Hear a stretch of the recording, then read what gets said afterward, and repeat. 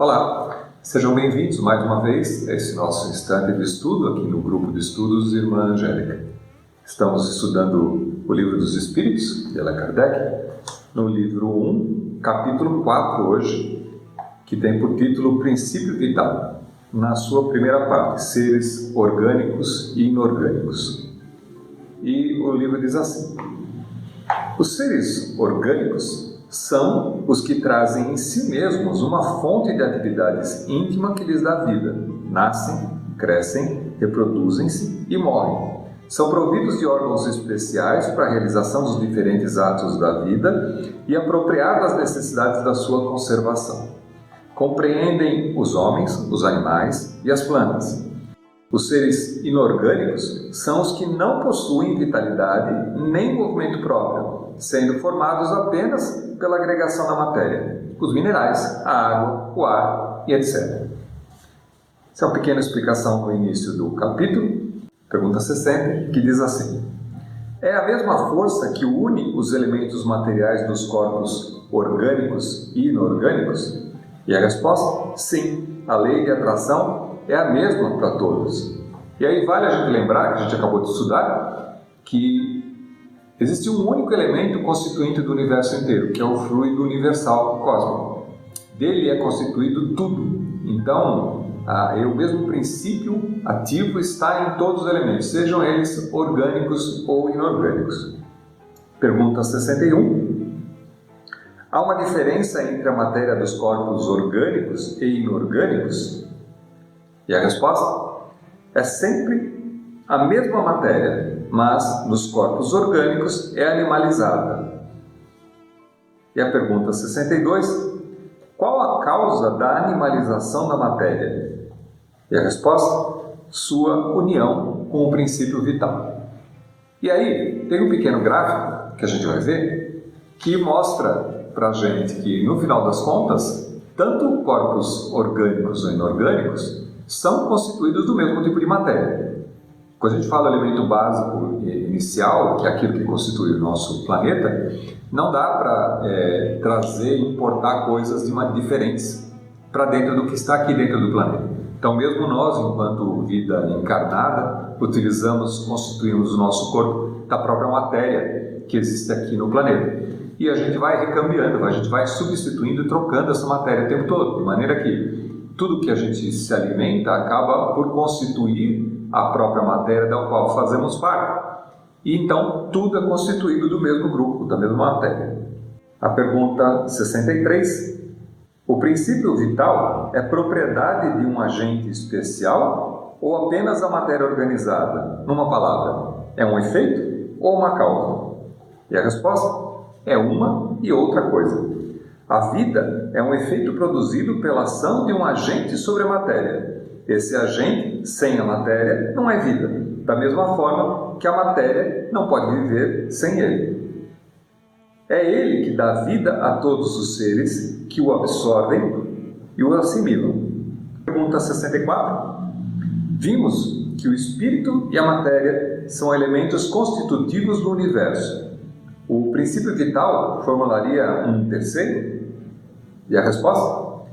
É um dos elementos necessários à constituição do universo, mas tem a sua fonte nas modificações da matéria universal. É um elemento para vós, como o oxigênio, o hidrogênio, que, entretanto, não são elementos primitivos, pois todos procedem de um mesmo princípio.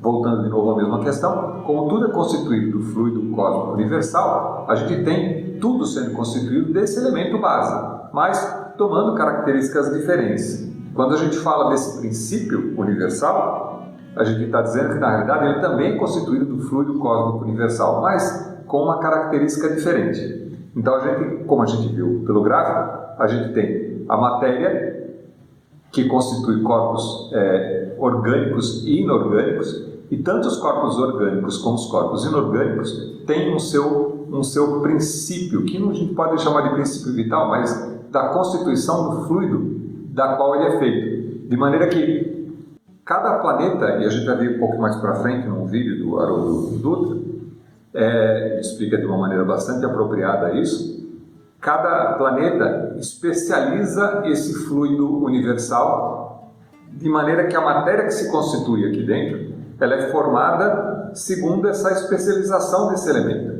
Então, de maneira que o sal é sal.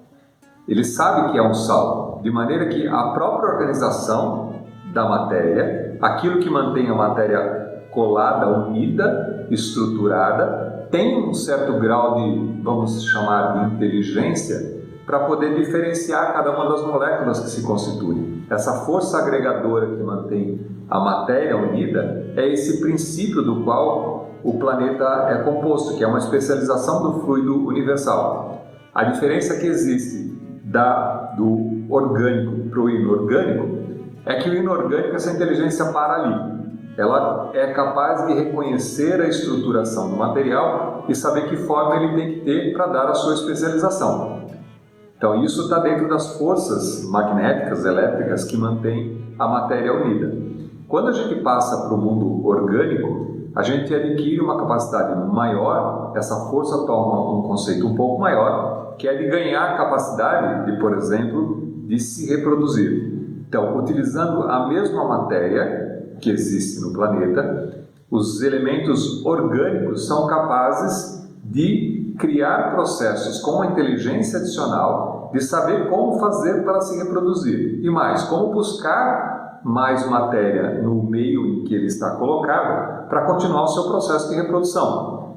A gente sabe que uma planta, por exemplo, ela tem a capacidade de resgatar no elemento no qual ela está colocada certas essências, certas matérias, atrair essas matérias, carregar essas matérias e dela fazer o seu processo de reprodução. Ela consegue, por exemplo, recuperar a energia que vem do Sol e converter essa energia de uma maneira que ela possa fazer a sua troca gasosa, de maneira que ela possa continuar crescendo, que ela possa se desenvolver. Então a gente entende que esse processo é um pouco mais complexo e de uma certa inteligência maior do que a inteligência do sal, por exemplo. O sal não tem consciência de reprodução, ele tem a consciência simplesmente do seu formato, de como ele faz para se manter, né? De maneira que já foram feitas algumas experiências de quando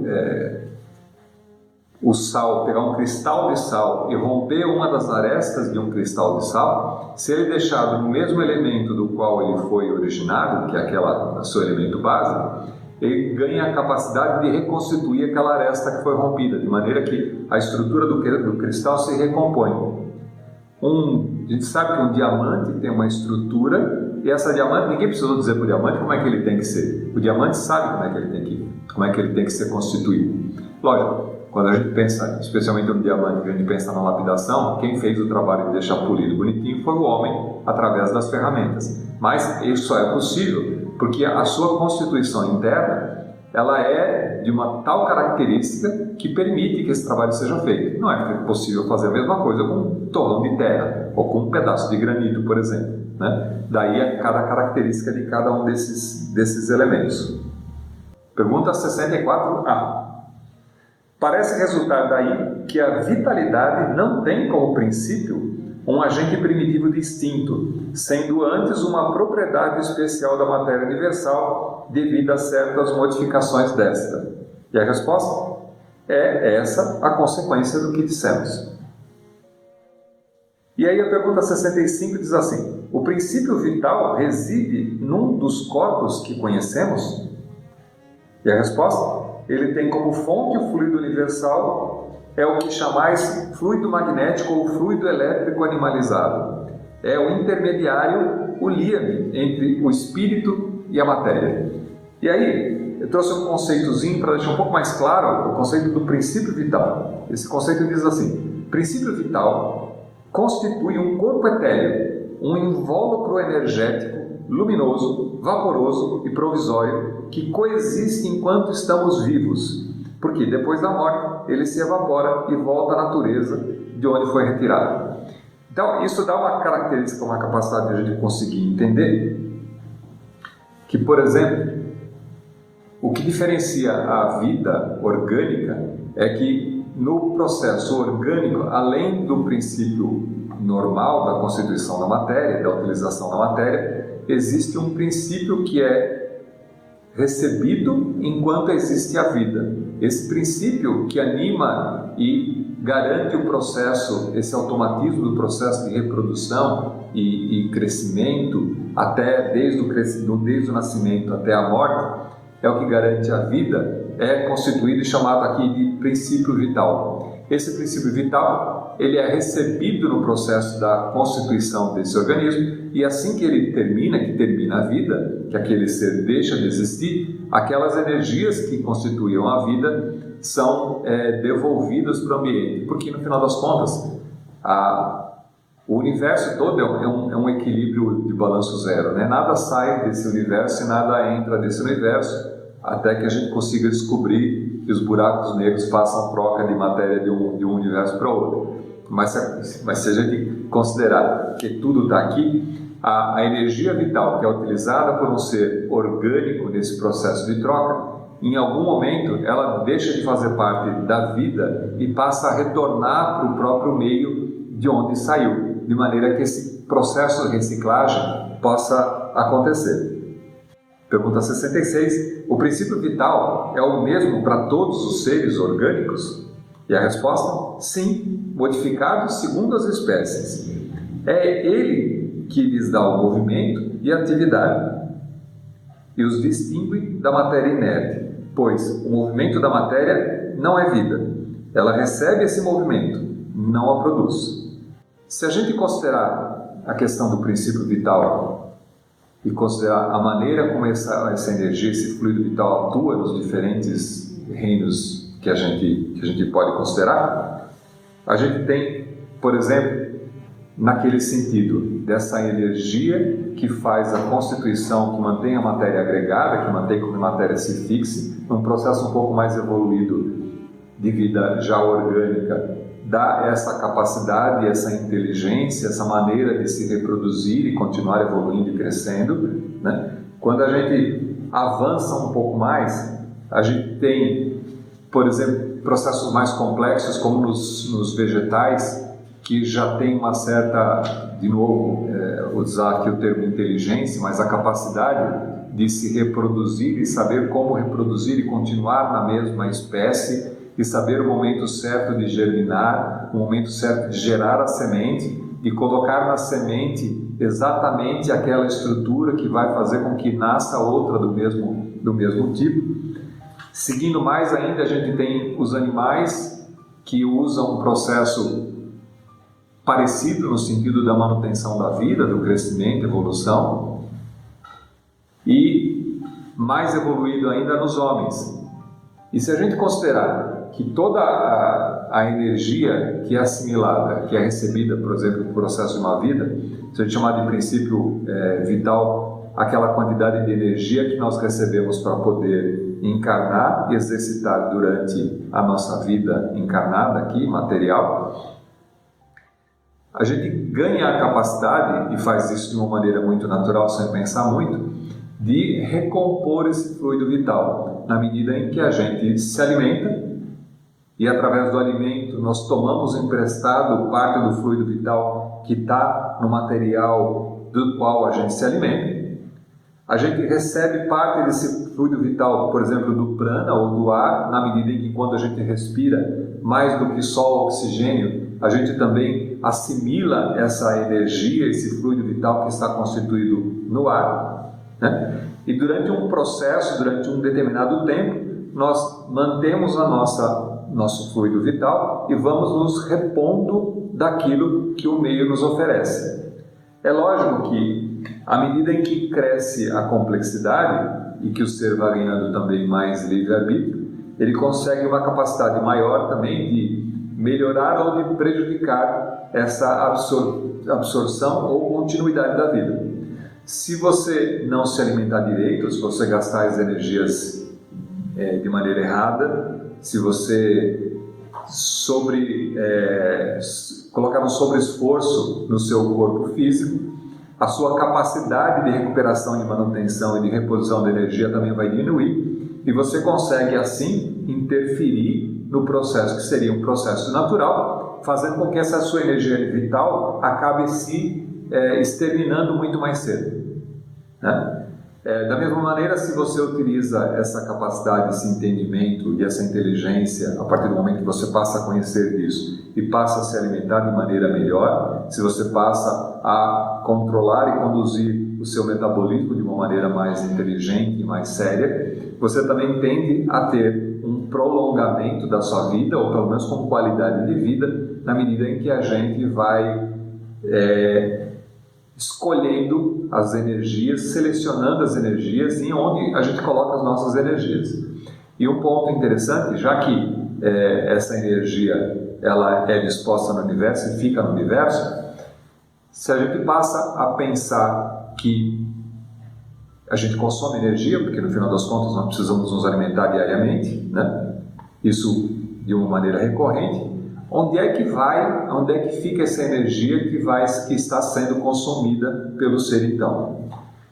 Nos nossos pensamentos, nos nossos atos, naquilo que a gente escolhe fazer, onde a gente coloca a nossa atenção, no trabalho que a gente produz, no esforço que a gente coloca para poder adquirir conhecimento, tudo isso, essa energia é transmutada, ela é transformada de uma maneira para outra, de maneira que ela continua no universo, ela continua nesse meio, mas continua produzindo, ela vai produzindo e se transformando de maneira diferente. Então a gente, com ser consciente, consegue dar uma destinação desse fluido de maneira diferente. A gente, por uma questão de definição de projeto, e a gente discute isso em outros pontos depois, nós, teoricamente, segundo esse princípio, se a gente conseguisse utilizar bem essa troca de energia com o ambiente, essa reposição de energia, a gente não morreria nunca, porque se a gente fizesse de uma maneira, da melhor maneira possível, a gente estaria vivo eternamente. O que a gente sabe que não é verdade. A própria natureza tem mecanismos de fazer com que essa vida, apesar das melhores escolhas que você possa fazer, do melhor destino que você der para a tua ação, para a tua alimentação, para a tua respiração, a vida ainda assim se finda. E chegada uma hora que você precisa desalocar essa energia que está no universo para que ela seja utilizada por outros, um processo de troca, para que outros possam utilizar, para que o planeta continue a utilizar, outros irmãos nossos possam utilizar também. Então é bem interessante à medida que a gente passa a olhar as consequências que a gente tem através do livre-arbítrio na modificação do universo, na modificação da energia e desse princípio vital que a gente recebe. Pergunta 67. A vitalidade é um atributo permanente do agente vital ou somente se desenvolve com o funcionamento dos órgãos? De novo, essa mesma questão, essa capacidade de recomposição que a gente tem de cuidar desse processo de se realimentar, recuperar do ambiente mais energia para a gente recompor essa energia vital para a gente poder continuar seguindo. 67a. Podemos dizer que a vitalidade permanece quando o agente vital não se uniu ao corpo? E a resposta, sim, é isso. O conjunto dos órgãos constitui uma espécie de mecanismo, impulsionado pela atividade íntima ou princípio vital que neles existe. O princípio vital é a força motriz dos corpos orgânicos. Ao mesmo tempo que o agente vital impulsiona os órgãos, a ação destes entretém e desenvolve o agente vital, mais ou menos com o atrito produz calor. É interessante olhar e não se alongar muito, porque a gente já em alguns capítulos à frente a gente vai estudar um pouco a composição numa parte especial falando do perispírito. Mas de que maneira isso se liga entre espírito e matéria, já que toda a nossa discussão, todo o nosso foco aqui do princípio vital está na maneira de como a matéria se organiza e ela se reproduz. Mas ela só tem sentido nesse princípio na medida em que a gente utiliza dessa possibilidade, dessa existência e dessa recomposição da matéria para poder se manifestar como espírito.